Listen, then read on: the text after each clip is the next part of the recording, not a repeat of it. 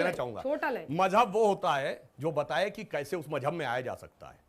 हिंदू धर्म में हिंदू धर्म बनने का, हिंदू बनने का कोई प्रावधान ही नहीं है सिवाय इसके कि आप पैदा हुए होने चाहिए। जिक्र हुआ था कुछ देर पहले, तो उस पर भी सुन लेते हैं। देश में विकास का सबसे बड़ा मॉडल राम राज्य है, ये मैंने नहीं, राष्ट्रपिता महात्मा गांधी ने कहा था। नमस्कार दोस्तों, आज की हमारी इस वीडियो में ओवैसी वर्सेस सुधांशु त्रिवेदी जी का डिबेट होने वाला है और इस वीडियो में बहुत ऐसे मोमेंट्स आए हैं जिन्हें देखकर आपको बहुत मजा आएगा। और अगर आप मेरे चैनल पर नए हो तो कृपया करके चैनल को सब्सक्राइब करना ना भूलें। ये जैसा इनके विश्व हिंदू परिषद लोगों ने कहा कि हम 2 अक्टूबर 10 को हम फाउंडेशन डाल देंगे। मैं तो ये नहीं कि आरएसएस के चीफ ने कहा कि अब वहां पर कुछ नहीं बनेगा, मंदिर ही बनेंगे। हम तो कह रहे हैं कि भाई कोर्ट में है, बल्कि मैं तो ये कह रहा हूं कि 2019 तक इस मसले पर डिसीजन ना आए, क्योंकि ये सरकार जो है, पहले आप रोज कहते थे जल्दी करो जल्दी करो। नहीं, मैं इस क्यों कह रहा हूं आपको बता रहा हूं। मैं आपको इसलिए कह रहा हूं, मोदी जी को फायदा हो जाएगा। बिल्कुल, वो खेलेंगे। आज तक का चैनल रहेगा वहां पर, चलेगा 24 घंटे, बाजा चलेगा। देखिए हो गया है, फायदा ये लोग उठाना चाह रहे हैं बहुत। और इनको कैसे मालूम जजमेंट कैसा आएगा? कैसे हाँ, मैं मालूम बता आपको? मैं दोनों बातें, टेक्निकल जवाब भी देता हूं और पॉलिटिकल जवाब भी देता हूं। ये बताइए, पिछले साल यूपी में चुनाव था, मुलायम सिंह जी खाम में ये बयान देने की क्या जरूरत थी कि मुसलमानों के लिए इससे ज्यादा मैं क्या कर सकता था कि मैंने 1990 में 16 हिंदू मरवा दिए थे, 40 भी मर जाते तो गम नहीं था। कौन लाया राम मंदिर का मुद्दा?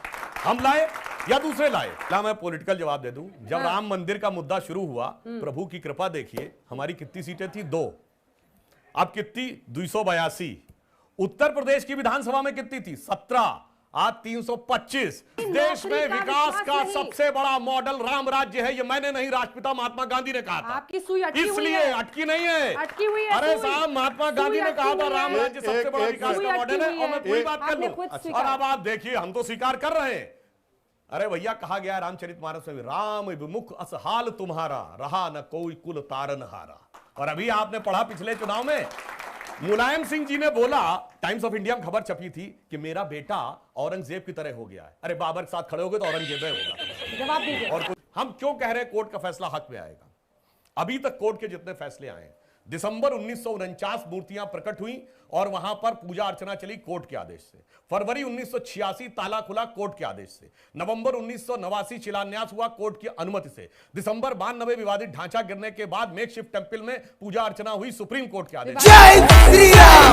2002 विवादित ढांचा गिरा किसके आदेश से? मैं ये कह रहा हूं ना, पर कोर्ट ने उसके बाद वहां मंदिर की परमिशन दी। और 2010 में जो कोर्ट का लेटेस्ट जजमेंट है, उसमें केंद्रीय गुंबद यानी सैंक्टम सैंक्टोरम को श्री राम लला विराजमान को दिया गया, यानी राम मंदिर मान लिया गया। तो 6 डिसीजन हमारे पक्ष में है, तो क्यों नहीं आएगा? दिल बड़ा कीजिए ओवैसी साहब। नहीं, दिल बड़ा करने का सवाल नहीं है, कानून और इंसाफ का सवाल है।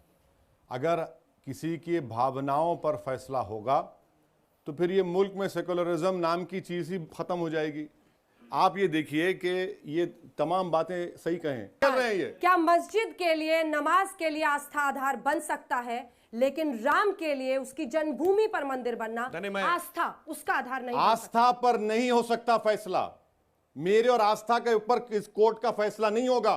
कोर्ट का फैसला होगा तो डॉक्यूमेंट्स और एविडेंस के ऊपर होगा। मैं जवाब देना चाहता हूं जल्दी से। बिल्कुल, जो 2010 का जजमेंट है वो आर्कियोलॉजिकल सर्वे की रिपोर्ट के ऊपर बेस्ड है। 2003 में जो आर्कियोलॉजिकल सर्वे गलत किया था। बिल्कुल। और रही बात अगर फैक्ट पे करेंगे तो बाबर के जमाने के जमीन के दस्तावेज में लिखा हुआ है मालिक रामलला और बल्दियत राजा दशरथ। आप कहां तक जाएंगे? दूसरी बात मैं कहना चाहता हूं, पढ़े लिखे हैं, प्लीज आप पढ़े लिखे हैं, आप पढ़ते बहुत हैं, मुझे मालूम, इसे गलत मत बोलिए। नहीं, मैं एक फैक्ट बताता हूं, ये आस्था का मामला ही नहीं है, ये तो राष्ट्र की पहचान का अभी आ गया।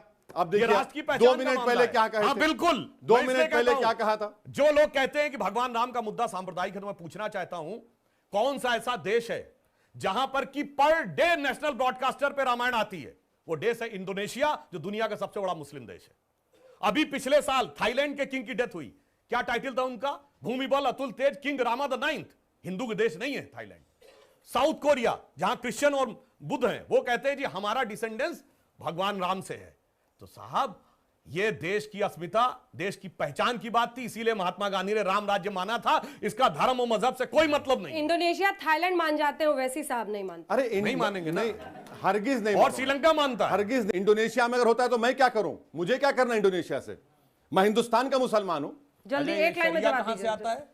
नहीं, जो अरब से आता है वो तो होगा, नहीं, इंडोनेशिया से शरिया आता है वो सुनिए, नहीं होगा। फ्रेटर्निटी, इक्वालिटी, हाँ, मैं बिल्कुल जवाब देना चाहता हूं। क्या क्या बात कर रहा है? मैं जवाब ये दे रहा खुद तो बात सेकुलरिज्म। वो इनहेरेंट कैसे है? लाखों हिंदू मजार पे जाता है, कोई समस्या नहीं है।